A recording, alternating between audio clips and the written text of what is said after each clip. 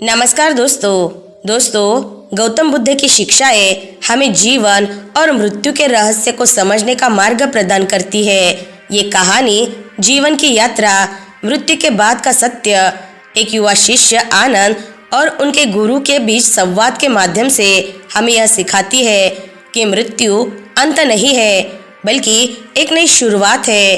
गुरु आनंद को समझाते हैं कि मृत्यु के समय इंसान के साथ केवल उसका कर्म और उसके अच्छे बुरे कार्यों का फल जाता है।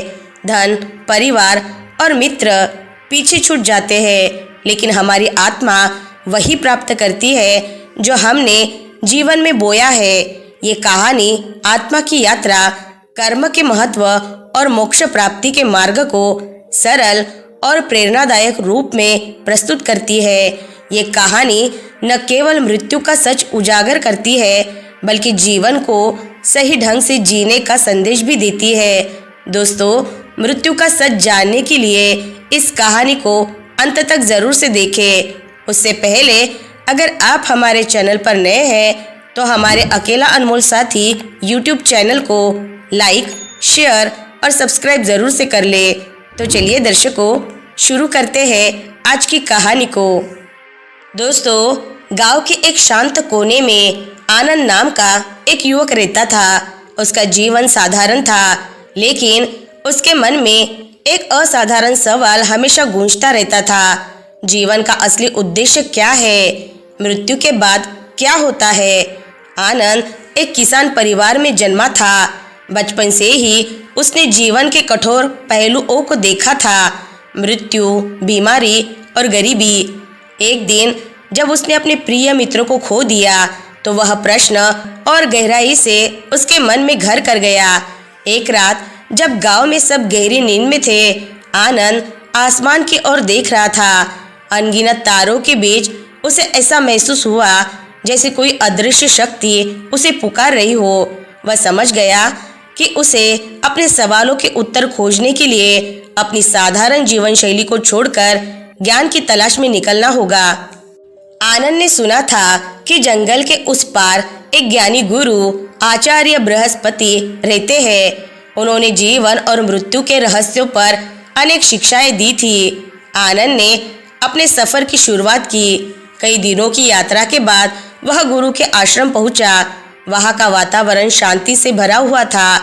पक्षियों की चहचहाहट और बहते झरने की आवाज मानो प्रकृति संगीत की तरह थी। आनंद ने गुरु को प्रणाम किया और अपनी जिज्ञासा उनके सामने रखी।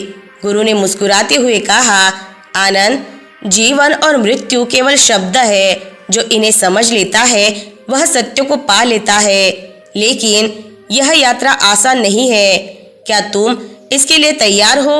आनंद ने सिर झुका दिया और विनम्रता से कहा, गुरुजी, मैं अपना सब कुछ छोड़कर आया हूँ। मैं सत्य को जानना चाहता हूँ।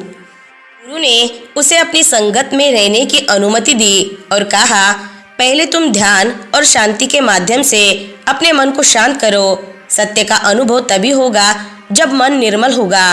गुरु ने आनंद को पहले ही दिन समझाया, आनंद, मृत्यु केवल शरीर का अंत है। आत्मा अमर है, लेकिन आत्मा पर जो भार पड़ता है वह हमारे कर्मों का है। मरने के बाद केवल हमारे कर्म ही हमारे साथ जाते हैं। आनंद ने पूछा, गुरुजी, लेकिन आत्मा को यह भार क्यों सहना पड़ता है? क्या इसे मुक्त किया जा सकता है? गुरु ने उत्तर दिया, आत्मा स्वभाव से मुक्त है आनंद, लेकिन जब हम अपने जीवन में लालच, क्रोध और अज्ञान के जाल में फंसते हैं तो आत्मा इससे दूषित हो जाती है। यह दूषण ही आत्मा का भार है। अगर तुम इसे समझ सको और अपने कर्मों को शुद्ध करो तो आत्मा अपनी स्वाभाविक अवस्था में लौट सकती है। गुरु ने आनंद को ध्यान करने का अभ्यास कराया। पहले ही दिन आनंद ने अपने भीतर एक अजीब हलचल महसूस की। उसके मन में दबे हुए सारे विचार और भावनाएं सतह पर आने लगी। गुरु ने कहा, इन विचारों से घबराओ मत, इन्हें देखो और जाने दो। सत्य तक पहुंचने का यही पहला कदम है।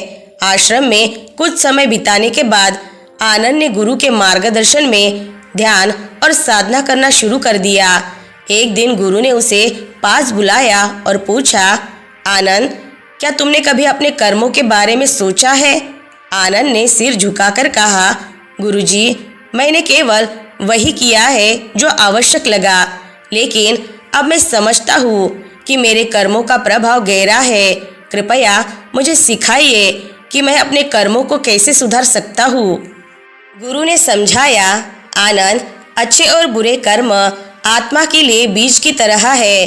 अच्छे कर्म आत्मा को हल्का और ऊंचाई की ओर ले जाते हैं, जबकि बुरे कर्म आत्मा को भारी बनाकर उसे नीचे की ओर खींचते हैं। यह संसार तुम्हारे कर्मों का ही प्रतिफल है, इसीलिए हर कार्य सोच समझकर करो।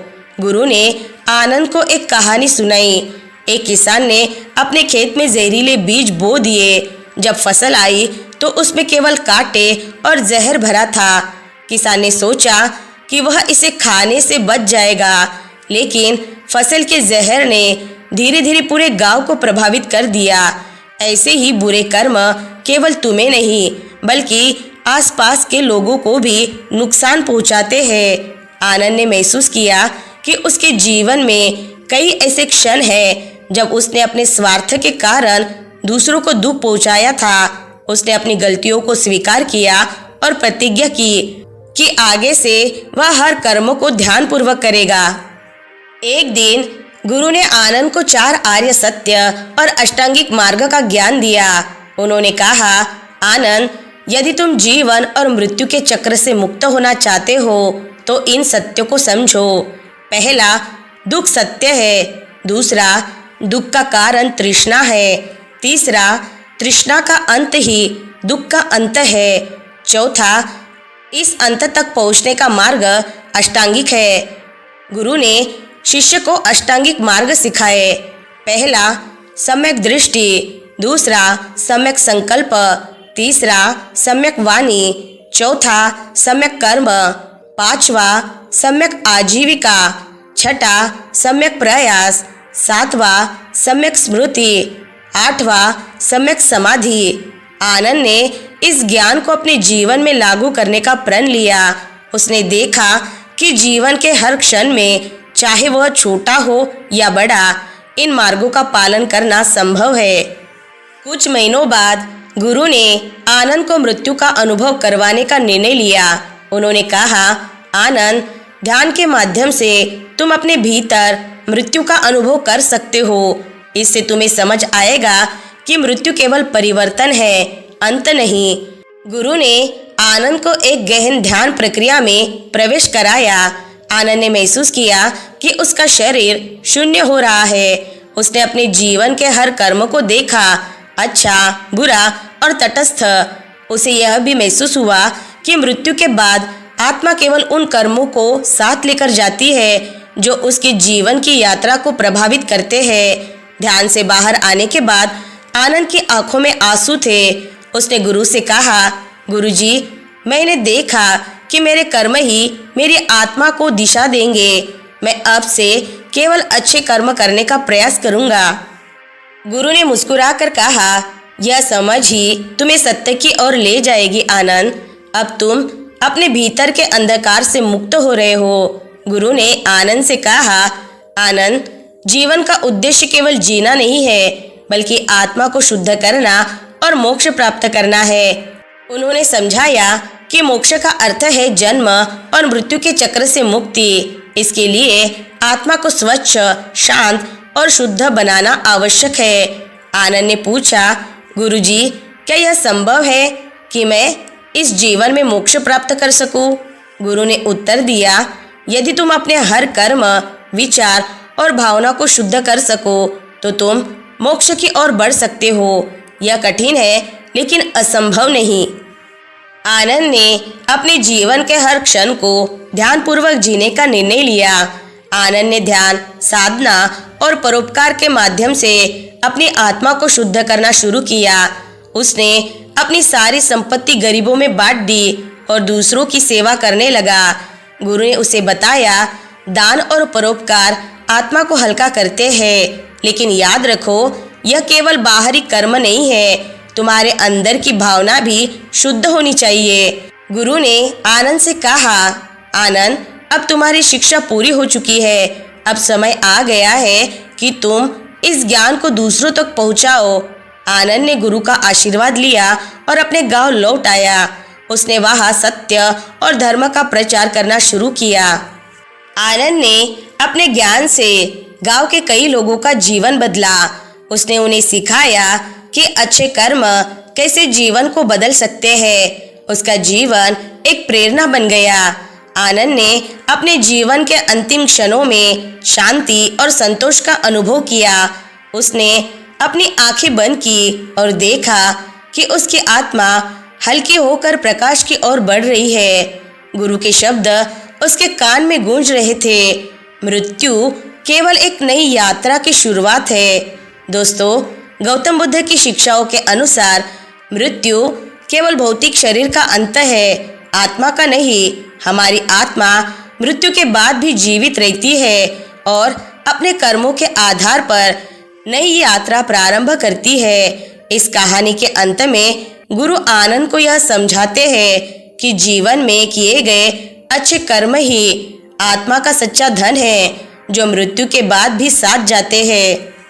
आनंद को यह ज्ञान प्राप्त होता है कि जीवन का उद्देश्य केवल सुख सुविधाओं को जुटाना नहीं है, बल्कि अपने कर्मों और विचारों को पवित्र बनाना है। ये कहानी हमें यह सिखाती है कि जीवन के हर क्षण को मूल्यवान समझे, सत्य और धर्म के मार्ग पर चले, क्योंकि अंततः यही हमारे साथ जाता है। तो दोस्तों, आज की कहानी से आपको बहुत कुछ सीखने को मिला होगा।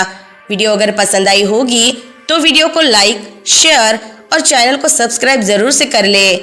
मिलते हैं नेक्स्ट वीडियो में। तब तक के लिए अपना ख्याल रखें। धन्यवाद।